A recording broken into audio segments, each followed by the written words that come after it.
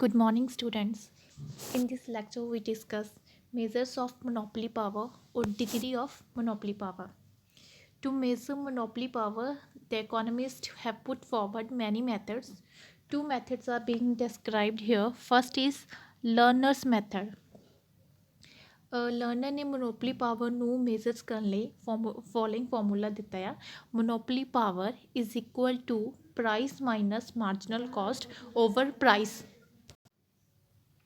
ਜਿੰਨਾ ਜ਼ਿਆਦਾ ਪ੍ਰਾਈਸ ਅਤੇ ਮਾਰਜਨਲ ਕਾਸਟ ਦੇ ਵਿੱਚ ਡਿਫਰੈਂਸ ਜ਼ਿਆਦਾ ਹੋਏਗਾ ਮੋਨੋਪਲੀ ਪਾਵਰ ਵੀ ਉਨੀ ਹੀ ਜ਼ਿਆਦਾ ਹੋਏਗੀ but in case of equilibrium under perfect competition price ਅਤੇ ਮਾਰਜਨਲ ਕਾਸਟ ਆਲਵੇਜ਼ ਇਕੁਅਲ ਹੁੰਦੇ ਆ ਇਸ ਕਰਕੇ ਪ੍ਰਾਈਸ ਅਤੇ ਮਾਰਜਨਲ ਕਾਸਟ ਦੇ ਵਿੱਚ ਜਿਹੜਾ ਡਿਫਰੈਂਸ ਹੁੰਦਾ ਆ ਉਹ ਜ਼ੀਰੋ ਹੁੰਦਾ ਸੋ ਜਿਹੜਾ ਮੋਨੋਪਲੀ ਪਾਵਰ ਹੁੰਦੀ ਆ ਪਰਫੈਕਟ ਕੰਪੀਟੀਸ਼ਨ ਦੇ ਅੰਦਰ ਫਰਮ ਦੀ ਉਹ ਜ਼ੀਰੋ ਹੁੰਦੀ ਆ but in case of monopoly equilibrium price can be higher than marginal revenue and marginal cost that mean in case of monopoly ਦੇ ਵਿੱਚ ਜਿਹੜੀ ਪ੍ਰਾਈਸ ਆ ਉਹ ਮਾਰਜਨਲ ਰੈਵਨਿਊ ਅਤੇ ਮਾਰਜਨਲ ਕਾਸਟ ਤੋਂ ਜ਼ਿਆਦਾ ਹੋ ਸਕਦੀ ਆ ਇਸ ਕਰਕੇ ਕਿ ਮੋਨੋਪਲੀ ਪਾਵਰ ਉਹ ਗ੍ਰੇਟਰ ਦੈਨ ਜ਼ੀਰੋ ਹੁੰਦੀ ਆ ਦੈਟ ਮੀਨਸ ਕਿ ਜਿੰਨੀ ਜ਼ਿਆਦਾ ਪ੍ਰਾਈਸ ਮਾਰਜਨਲ ਕਾਸਟ ਤੋਂ ਜ਼ਿਆਦਾ ਹੋਏਗੀ ਉਨੀ ਹੀ ਜ਼ਿਆਦਾ ਮੋਨੋਪਲੀ ਪਾਵਰ ਹੋਏਗੀ next is Bain's measure. According to Professor Bain's, monopoly power is measured by the difference between average revenue and average cost.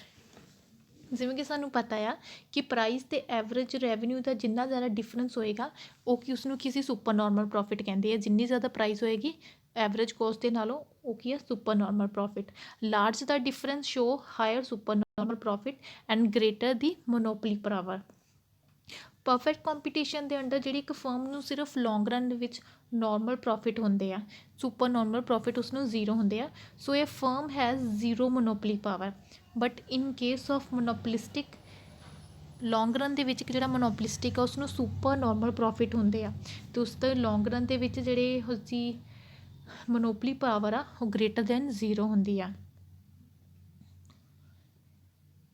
existence of monopoly power in reality depends upon the volume of supernormal profit that means ਕਿ ਜਿੰਨੀ ਜ਼ਿਆਦਾ price average cost ਨਾਲੋਂ ਜ਼ਿਆਦਾ ਹੋਏਗੀ ਉਨੀ ਹੀ ਜ਼ਿਆਦਾ monopoly power ਜ਼ਿਆਦਾ ਹੋਏਗੀ next is comparison between monopoly and perfect competition first point is goals of the firm ਕੋਈ ਵੀ ਫਰਮ ਚਾਹੇ ਉਹ ਪਰਫੈਕਟ ਕੰਪੀਟੀਸ਼ਨ ਦੇ ਅੰਡਰ ਓਪਰੇਟ ਕਰ ਰਹੀ ਆ ਚਾਹੇ ਮੋਨੋਪਲੀ ਦੇ ਅੰਡਰ ਦੋਨੋਂ ਫਰਮਸ ਦਾ ਮੇਨ ਓਬਜੈਕਟਿਵ ਕੀ ਆ ਜੋ ਗੋਲ ਆ ਪ੍ਰੋਫਿਟ ਨੂੰ ਮੈਕਸੀਮਮ ਕਰਨਾ a firm that aims at maximizing profit is called a rational firm ਕਿ ਉਸ ਫਰਮ ਨੂੰ ਹੀ ਰੈਸ਼ਨਲ ਫਰਮ ਕਿਹਾ ਜਾਂਦਾ ਹੈ ਕਿ ਜਿਹੜੀ ਕਿ ਆਪਣੇ ਪ੍ਰੋਫਿਟ ਨੂੰ ਮੈਕਸੀਮਾਈਜ਼ ਕਰਦੀ ਆ second point is nature of the product under perfect competition ਇਹ ਅਜ਼ਿਊਮ ਕੀਤਾ ਜਾਂਦਾ ਹੈ ਕਿ ਜਿਹੜੀਆਂ ਸਾਰੀਆਂ ਫਰਮਸ ਆ ਉਹ ਹੋਮੋਜੀਨੀਅਸ ਪ੍ਰੋਡਕਟ ਨੂੰ ਪ੍ਰੋਡਿਊਸ ਕਰਦੀਆਂ ਅਤੇ ਹੋਮੋਜੀਨੀਅਸ ਪ੍ਰੋਡਕਟ ਦਾ ਹੀ ਸੇਲ ਕਰਦੀਆਂ ਬਟ ਇਹ ਮੋਨੋਪਲੀ ਫਰਮ ਮੇ ਨੋਟ ਪ੍ਰੋਡਿਊਸ ਹੋਮੋਜੀਨੀਅਸ ਪ੍ਰੋਡਕਟ ਇੱਕ ਮੋਨੋਪਲਿਸਟਿਕ ਜਿਹੜੀ ਫਰਮ ਆ ਉਹ ਹੋਮੋਜੀਨੀਅਸ ਪ੍ਰੋਡਕਟ ਨੂੰ ਪ੍ਰੋਡਿਊਸ ਵੀ ਕਰ ਸਕਦੀ ਆ ਨਹੀਂ ਵੀ ਕਰ ਸਕਦੀ but in case of monopoly ਜਿਹੜੀ ਇੱਕ ਅਦਰ ਮੇਨ ਅਜ਼ੰਪਸ਼ਨ ਉਹ ਕੀ ਆ ਜਿਹੜੀ ਇੱਕ ਐਂਟਾਇਰ ਸਪਲਾਈ ਉਹ ਸਿਰਫ ਇੱਕ ਫਰਮਸ ਦੁਆਰਾ ਹੀ ਕੀਤੀ ਜਾਂਦੀ ਆ Now third point is number of sellers and buyers. Under perfect competition, there are large number of buyers and sellers of homogeneous product. Perfect competition ਦੇ ਵਿੱਚ large number of buyers and sellers ਹੁੰਦੇ ਆ ਜੋ ਕਿ homogeneous product ਨੂੰ sale ਕਰਦੇ ਆ ਕੋਈ ਵੀ ਸੇਲਰ ਆਪਣੀ ਸਪਲਾਈ ਵਿੱਚ ਚੇਂਜ ਕਰਕੇ ਜਾਂ ਕੋਈ ਵੀ ਬਾਇਰ ਆਪਣੀ ਡਿਮਾਂਡ ਵਿੱਚ ਚੇਂਜ ਕਰਕੇ ਪ੍ਰਾਈਸ ਨੂੰ ਇਨਫਲੂਐਂਸ ਨਹੀਂ ਕਰ ਸਕਦਾ ਕਿਉਂਕਿ ਅੰਡਰ ਪਰਫੈਕਟ ਕੰਪੀਟੀਸ਼ਨ ਜਿਹੜੀਆਂ ਗਰੁੱਪ ਆਫ ਫਰਮਸ ਹੁੰਦੀਆਂ ਜਿਹੜੀਆਂ ਹੋਮੋਜੀਨੀਅਸ ਪ੍ਰੋਡਕਟ ਨੂੰ ਪ੍ਰੋਡਿਊਸ ਕਰਦੀਆਂ ਉਹਨਾਂ ਨੂੰ ਇੰਡਸਟਰੀ ਕਿਹਾ ਜਾਂਦਾ ਹੈ on the other hand monopoly ਦੇ ਵਿੱਚ ਸਿਰਫ ਇੱਕ ਸੇਲਰ ਹੁੰਦਾ ਆ and large number of buyers ਹੁੰਦੇ ਆ ਫਰਮਸ ਨੂੰ ਹੀ ਇੰਡਸਟਰੀ ਕਿਹਾ ਜਾਂਦਾ ਹੈ ਮੋਨੋਪਲੀ ਦੇ ਵਿੱਚ ਐਂਡ ਇੱਕ ਜਿਹੜਾ ਮੋਨੋਪਲਿਸਟਿਕ ਦਾ ਆ ਉਸ ਦਾ ਐਂਟਾਇਰ ਸਪਲਾਈ ਆਫ ਪ੍ਰੋਡਕਟ ਦੇ ਉੱਪਰ ਫੁੱਲ ਕੰਟਰੋਲ ਹੁੰਦਾ ਆ next is entry or new firms under perfect competition ਕਿ ਪਰਫੈਕਟ ਕੰਪੀਟੀਸ਼ਨ ਦੇ ਵਿੱਚ ਕੋਈ ਵੀ ਰਿਸਟ੍ਰਿਕਸ਼ਨਸ ਨਹੀਂ ਹੁੰਦੀ, ਕੋਈ ਵੀ ਨਵੀਂ ਫਰਮਸ ਇੰਡਸਟਰੀ ਦੇ ਵਿੱਚ ਐਂਟਰ ਕਰ ਸਕਦੀ ਹੈ ਐਂਡ ਕੋਈ ਵੀ ਐਗਜ਼ਿਸਟਿੰਗ ਜਾਂ ਓਲਡ ਫਰਮ ਇੰਡਸਟਰੀ ਨੂੰ ਐਗਜ਼ਿਸਟ ਕਰ ਸਕਦੀ ਹੈ, ਠੀਕ ਹੈ, ਛੱਡ ਕੇ ਜਾ ਸਕਦੀ ਹੈ। However this entry or exit is not so simple in the short run ਦੇ ਵਿੱਚ ਐਂਟਰ ਕਰਨਾ ਜਾਂ ਐਗਜ਼ਿਟ ਕਰਨਾ ਈਜ਼ੀ ਨਹੀਂ ਹੁੰਦਾ, but it is quite possible in the long run. But in case of monopoly ਕਿ ਕੋਈ ਵੀ ਨਿਊ ਫਰਮਸ ਐਂਟਰ ਨਹੀਂ ਕਰ ਸਕਦੀ, ਉਸ ਦੇ ਉੱਤੇ ਰਿਸਟ੍ਰਿਕਸ਼ਨਸ ਹੁੰਦੀਆਂ। Because of monopoly situation no firms can enter the industry or market. Next is nature of demand curve. Under perfect competition, due to large number of firms, the assumption of homogeneous product demand curve is perfectly elastic. Perfect competition ਦੇ ਵਿੱਚ ਕਿਉਂਕਿ large number of firms ਹੁੰਦੀਆਂ and ਹੋਮੋਜੀਨੀਅਸ product ਹੁੰਦਾ ਸਭ ਦਾ, ਇਸ ਕਰਕੇ ਉਸਦੀ ਜਿਹੜੀ ਪਰਫੈਕਟ ਕੰਪੀਟੀਸ਼ਨ ਦੀ ਜਿਹੜੀ ਡਿਮਾਂਡ ਕਰਵ ਆ ਉਹ ਕੀ ਹੁੰਦੀ ਹੈ, ਪਰਫੈਕਟਲੀ ਇਲਾਸਟਿਕ ਐਂਡ ਹੌਰੀਜ਼ੋਨਟਲ ਹੁੰਦੀ ਹੈ ਐਕਸ ਐਕਸਿਸ 'ਤੇ। It means that under perfect competition ਜਿਹੜੀ ਐਵਰੇਜ ਰੈਵਨਿਊ ਕਰਵ ਆ ਉਸਨੂੰ ਹੀ ਡਿਮਾਂਡ ਕਰਵ ਕਿਹਾ ਜਾਂਦਾ, ਉਹ ਕੀ ਆ, ਐਕਸ ਐਕਸਿਸ ਦੇ ਪੈਰਲਰ ਆ। In this case average revenue and marginal revenue ਕੀ ਹੁੰਦੇ, ਇੱਕ ਦੂਸਰੇ ਦੇ ਇਕੁਅਲ। ਐਂਡ ਪੀਪੀ ਕੀ ਆ, ਇਨ ਦਿਸ ਸਿਚੁਏਸ਼ਨ ਓਪੀ ਕੀ ਆ, ਪ੍ਰਾਈਸ ਜੋ ਕਿ ਡਿਟਰਮਿਨ ਕੀਤਾ ਗਿਆ ਹੈ ਇੰਡਸਟਰੀ ਦੁਆਰਾ, ਅਤੇ ਈਚ ਫਰਮ ਇਸ ਪ੍ਰਾਈਜ਼ ਨੂੰ ਅਸੈਪਟ ਕਰਦੀ ਆ, ਅਤੇ ਇਸ ਕਿਉਂਕਿ ਫਰਮਸ ਪ੍ਰਾਈਸ ਟੇਕਰ ਹੁੰਦੀਆਂ ਇਨ ਕੇਸ ਆਫ ਪਰਫੈਕਟ ਕੰਪੀਟੀਸ਼ਨ ਦੇ ਉੱਪਰ, ਐਂਡ ਇਸ ਪ੍ਰਾਈਜ਼ ਦੇ ਉੱਪਰ ਹੀ ਸਾਰੀਆਂ ਫਰਮਸ ਆਪਣੇ ਪ੍ਰੋਡਕਟ ਨੂੰ ਸੇਲ ਕਰਦੀਆਂ। On the other hand under monopoly ਜਿਹੜੀ ਐਵਰੇਜ ਰੈਵਨਿਊ ਕਰਵ ਹੋ ਕੀ ਆ, downward slope. In this case ਜਿਹੜੀ average revenue and marginal revenue ਦੋਨੋਂ ਸੈਪਰੇਟ ਆ। ਪਰਫੈਕਟ ਕੰਪੀਟੀਸ਼ਨ ਦੇ ਵਿੱਚ ਕਿਉਂਕਿ ਇੱਕ ਕਰਵ ਉਹੀ ਐਵਰੇਜ ਰੈਵਨਿਊ ਕਰਵ, ਉਹੀ ਮਾਰਜਨਲ ਰੈਵਨਿਊ। ਮੋਨੋਪਲੀ ਦੇ ਵਿੱਚ average revenue curve and marginal revenue curve ਦੋਨੋਂ ਹੀ ਸੈਪਰੇਟ ਆ। ਐਂਡ ਇਨ ਦਿਸ ਕੇਸ ਜਿਹੜੀ ਮਾਰਜਨਲ ਰੈਵਨਿਊ ਕਰਵ ਆ ਉਹ ਨਾ ਤਾਂ ਸਿਰਫ ਡਾਊਨਵਰਡ ਸਲੋਪ ਆ, ਉਹ ਕੀ ਆ, ਐਵਰੇਜ ਰੈਵਨਿਊ ਤੋਂ ਬਿਲੋ ਆ, ਦੈਟ ਮੀਨਸ ਐਵਰੇਜ ਰੈਵਨਿਊ ਦੇ ਨੀਚੇ ਵੀ ਆ। ਐਂਡ ਇੱਕ ਜਿਹੜਾ ਮੋਨੋਪਲਿਸਟਿਕ ਹੁੰਦਾ ਆ ਉਹ ਪ੍ਰਾਈਸ ਮੇਕਰ ਹੁੰਦਾ, not a price taker.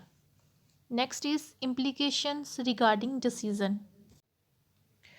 Under perfect competition ਇੱਕ ਫਰਮਸ ਨੂੰ ਸਿਰਫ ਡਿਸੀਜ਼ਨ ਕਿਸ ਰਿਗਾਰਡਿੰਗ ਲੈਣਾ ਪੈਂਦਾ ਆ, in respect of the quantity to be produce, ਕਿ ਉਸਨੇ ਆਪਣੇ ਪ੍ਰੋਡਕਟ ਦੀ ਕਿੰਨੀ ਕੁਆਂਟਿਟੀ ਦਾ ਪ੍ਰੋਡਿਊਸ ਕਰਨਾ ਆ। ਬਿਕੋਜ਼ ਕਿਉਂਕਿ ਜਿਹੜੀ ਪ੍ਰਾਈਜ਼ ਉਹ ਤਾਂ ਇੰਡਸਟਰੀ ਦੁਆਰਾ ਫਿਕਸ ਕਰ ਦਿੱਤੀ ਜਾਂਦੀ ਹੈ, ਕਿਉਂਕਿ ਸਭ ਦੇ ਪ੍ਰੋਡਕਟ ਹੋਮੋਜੀਨੀਅਸ ਹੁੰਦੇ ਆ, ਇਸ ਲਈ ਅੰਡਰ ਪਰਫੈਕਟ ਕੰਪੀਟੀਸ਼ਨ ਦੇ ਵਿੱਚ ਪ੍ਰਾਈਸ ਫਿਕਸ ਹੁੰਦੀ ਹੈ। ਸਿਰਫ ਇੱਕ ਫਰਮਸ ਨੂੰ ਇਹ ਡਿਸੀਜ਼ਨ ਲੈਣਾ ਹੁੰਦਾ ਉਸਨੇ ਆਪਣਾ ਕਿੰਨਾ ਪ੍ਰੋਡਕਸ਼ਨ ਕਰਨਾ, ਕਿੰਨਾ ਨਹੀਂ। ਬਟ ਇਨ ਕੇਸ ਆਫ ਮੋਨੋਪਲਿਸਟਿਕ ਉਹ ਕੀ ਆ, ਪ੍ਰਾਈਸ ਵੀ ਡਿਟਰਮਿਨ ਕਰਦਾ and out of quantity of output ਨੂੰ ਵੀ ਡਿਟਰਮਿਨ ਕੀਤਾ ਜਾਂਦਾ ਹੈ। ਪਰਫੈਕਟ ਕੰਪੀਟੀਸ਼ਨ ਦੇ ਵਿੱਚ ਸਭ ਦੇ ਪ੍ਰੋਡਕਟ ਹੋਮੋਜੀਨੀਅਸ ਹੁੰਦੇ ਆ, ਇਸ ਲਈ ਉਸ ਦੇ ਵਿੱਚ ਸੈਲਿੰਗ ਕੋਸਟ ਜ਼ੀਰੋ ਹੁੰਦੀ ਹੈ, ਐਡਵਰਟਾਈਜ਼ਮੈਂਟ ਕੋਸਟ ਜੋ ਵੀ ਪਬਲਿਸਿਟੀ ਕਰਨ ਦੇ ਲਈ ਪ੍ਰੋਡਕਟ ਦੇ, ਕਿਉਂਕਿ ਸਭ ਦੇ ਪ੍ਰੋਡਕਟ ਸੇਮ ਹੁੰਦੇ ਆ, ਇਸ ਲਈ ਕੋਸਟ ਸੈਲਿੰਗ ਕੋਸਟ ਕੀ ਹੁੰਦੀ ਆ, ਜ਼ੀਰੋ। ਐਂਡ ਬਟ ਮੋਨੋਪਲਿਸਟਿਕ ਦੇ ਵਿੱਚ ਜਿਹੜੀ ਸੈਲਿੰਗ ਕੋਸਟ ਸੋ ਕੁਛ ਹੱਦ ਤੱਕ ਹੁੰਦੀ ਆ ਫੋਰ ਐਡਵਰਟਾਈਜ਼ਮੈਂਟ ਐਂਡ ਪਬਲਿਸਿਟੀ ਦੇ ਲਈ। Next is comparison regarding price. Long run ਦੇ ਵਿੱਚ ਜਿਹੜੀ ਇਨ ਲੌਂਗ ਰਨ ਜਿਹੜੀ ਪ੍ਰਾਈਸ ਫਿਕਸ ਕੀਤੀ ਜਾਂਦੀ ਹੈ ਅੰਡਰ ਮੋਨੋਪਲੀ ਉਹ ਹਾਇਰ ਹੁੰਦੀ ਹੈ as compare to perfect competition ਦੇ ਵਿੱਚ ਜਿਹੜੀ ਪ੍ਰਾਈਸ ਫਿਕਸ ਕੀਤੀ ਜਾਂਦੀ ਹੈ। ਇਟ ਇਜ਼ ਬਿਕੋਜ਼ ਕਿਉਂਕਿ in the long run firms in the long run equilibrium of a firm under perfect competition, long run ਦੇ ਵਿੱਚ ਇਕੁਲਿਬਰੀਅਮ ਕੰਡੀਸ਼ਨ ਦੇ ਵਿੱਚ ਜਿਹੜੀ ਪਰਫੈਕਟ ਕੰਪੀਟੀਸ਼ਨ ਵਾਲੀ ਫਰਮ ਜਿਹੜੀ ਪ੍ਰਾਈਸ ਫਿਕਸ ਕਰਦੀ ਉਹ minimum average long run average cost ਦੇ ਇਕੁਅਲ ਹੁੰਦੀ ਆ, as shown in figure 15। in other words, under monopoly condition output is reduced from ON to OM and price is increased from OP2 to OP1 as compared to perfect competition. that means ਕਿ ਲੌਂਗ run ਦੇ ਵਿੱਚ ਜਿਹੜੀ ਮੋਨੋਪਲਿਸਟਿਕ ਦੀ ਵਿੱਚ ਜਿਹੜੀ price ਲਈ ਜਾਂਦੀ ਹੈ and perfect competition ਵਿੱਚ ਜਿਹੜੀ ਪ੍ਰਾਈਸ ਲਈ ਜਾਂਦੀ ਆ, ਮੋਨੋਪਲਿਸਟਿਕ ਵਿੱਚ ਜ਼ਿਆਦਾ ਲਈ ਜਾਂਦੀ ਹੈ as compare to perfect competition. ਪਹਿਲਾਂ ਪਰਫੈਕਟ ਕੰਪੀਟੀਸ਼ਨ ਦੇ ਅਕੋਰਡਿੰਗ ਦੇਖੋ, ਕਿਉਂਕਿ ਪਰਫੈਕਟ ਕੰਪੀਟੀਸ਼ਨ ਦੇ ਵਿੱਚ ਪ੍ਰਾਈਸ ਫਿਕਸ ਹੁੰਦੀ ਹੈ, average revenue is equal to marginal revenue. Below ਤੋਂ ਉੱਪਰ ਜਾਂਦੀ ਹੋਈ ਕਿੱਥੇ ਕੱਟ ਕਰ ਰਹੀ ਆ, ਮਾਰਜਨਲ ਕੋਸਟ ਮਾਰਜਨ ਰੈਵਨਿਊ ਨੂੰ, ਈ ਪੁਆਇੰਟ ਉੱਤੇ ON ਆਊਟਪੁੱਟ ਫਿਕਸ ਹੋਇਆ, OP2 ਪ੍ਰਾਈਸ, ਠੀਕ ਹੈ। OP2 ਪ੍ਰਾਈਸ ਕਿਹੜੀ ਆ, ਪਰਫੈਕਟ ਕੰਪੀਟੀਸ਼ਨ ਦੀ। ਨਾਓ ਮੋਨੋਪਲਿਸਟਿਕ ਵਿੱਚ ਇਹ ਕੀ average revenue curve and marginal revenue curve ਕਿਸ ਜਗ੍ਹਾ 'ਤੇ ਕੱਟ ਰਹੀ ਹੈ, ਈ ਪੁਆਇੰਟ ਦੇ ਉੱਤੇ। ਈ ਪੁਆਇੰਟ ਦੇ ਉੱਪਰ ਐਵਰੇਜ ਰੈਵਨਿਊ ਨੂੰ ਕੁਆਂਟਿਟੀ ਕਿੱਥੇ ਟੱਚ ਕਰ ਰਹੀ ਹੈ, ਏ ਪੁਆਇੰਟ 'ਤੇ, ਦੈਟ ਇਜ਼ ਪ੍ਰਾਈਸ ਕਿੰਨੀ ਫਿਕਸ ਹੋ ਰਹੀ ਹੈ, OP1, ਜੋ ਕਿ ਸ਼ੋ ਕਰ ਰਿਹਾ ਕਿ ਇਨ ਲੌਂਗ ਰਨ ਕਿ ਲੌਂਗ ਰਨ ਦੇ ਵਿੱਚ ਜਿਹੜਾ ਮੋਨੋਪੋਲਿਸਟਿਕ ਪ੍ਰਾਈਸ ਚਾਰਜ ਕਰਦਾ ਆ ਉਹ as compare to perfect competition ਵਾਲੀ ਫਰਮਸ ਦੇ ਨਾਲੋਂ ਜ਼ਿਆਦਾ ਚਾਰਜ ਕਰਦਾ ਹੈ। Next is comparison regarding output. In case of long run equilibrium, output of a firm under perfect competition is more than a monopoly firm. ਕਿ long run ਦੇ ਵਿੱਚ equilibrium output perfect competition ਵਾਲੀ firm ਦਾ ਜਿਹੜਾ output ਹੁੰਦਾ ਆ ਉਹ monopoly firm ਦੇ ਨਾਲੋਂ ਜ਼ਿਆਦਾ ਹੁੰਦਾ ਹੈ। ਜਿਵੇਂ ਕਿ ਸ਼ੋਅ ਤੋਂ ਇਸ ਡਾਇਗਰਾਮ ਤੋਂ ਸ਼ੋਅ ਆ ਫਿਗਰ 15 ਤੋਂ ਲੌਂਗ ਰਨ ਦੇ ਵਿੱਚ ਇਕੁਲਿਬਰੀਅਮ ਕੰਡੀਸ਼ਨ 'ਤੇ ਜਿਹੜਾ ਪਰਫੈਕਟ ਕੰਪੀਟੀਸ਼ਨ ਦਾ ਆਊਟਪੁੱਟ ਕਿੰਨਾ ਸੀ ON and monopoly the output ਕਿੰਨਾ ਹੈ that is OM, okay, less than a perfect competition ਨਾਲੋਂ। Next is comparison regarding supply. In case of perfect competition, supply curve can be known.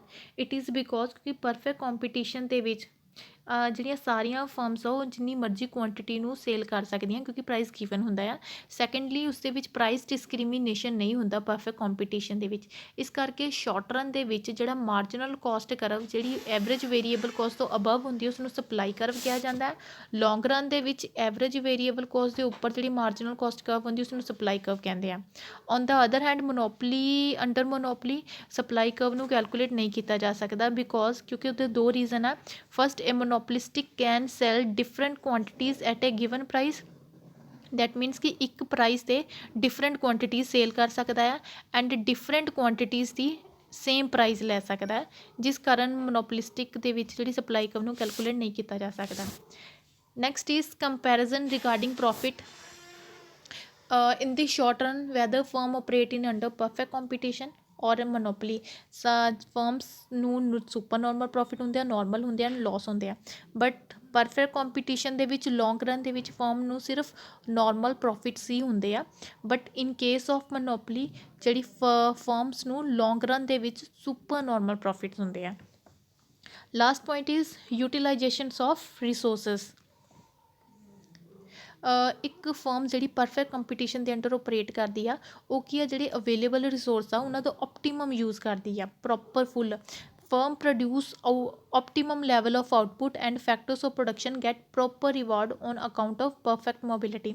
On the other hand in case of monopoly ਜਿਹੜਾ firms ਦਾ main object ਕੀ ਹੁੰਦਾ ਹੈ profit ਨੂੰ maximum ਕਰਨਾ and ਉਹ ਆਪਣੇ ਇਸ objective ਨੂੰ ਕਿਵੇਂ ਅਚੀਵ ਕਰਦੀ ਉਹ ਆਪਣੀ ਪ੍ਰਾਈਸ ਨੂੰ ਹਾਈ ਫਿਕਸ ਕਰ ਦਿੰਦੀ ਹੈ ਨਾ ਯੂਨਿਟ ਆਫ ਆਊਟਪੁੱਟ ਨੂੰ ਰਿਡਿਊਸ ਕਰ ਦਿੰਦੀ ਆ ਦੈਟ ਮੀਨਸ ਕੁਆਂਟਿਟੀ ਨੂੰ ਘਟਾ ਦਿੰਦੀ ਆ since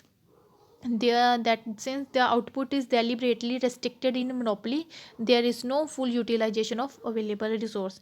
that means कि perfect competition ਵਿੱਚ fully utilization ਹੁੰਦੀ ਹੈ resource the but in case of monopoly resource the fully utilization ਨਹੀਂ ਹੁੰਦਾ।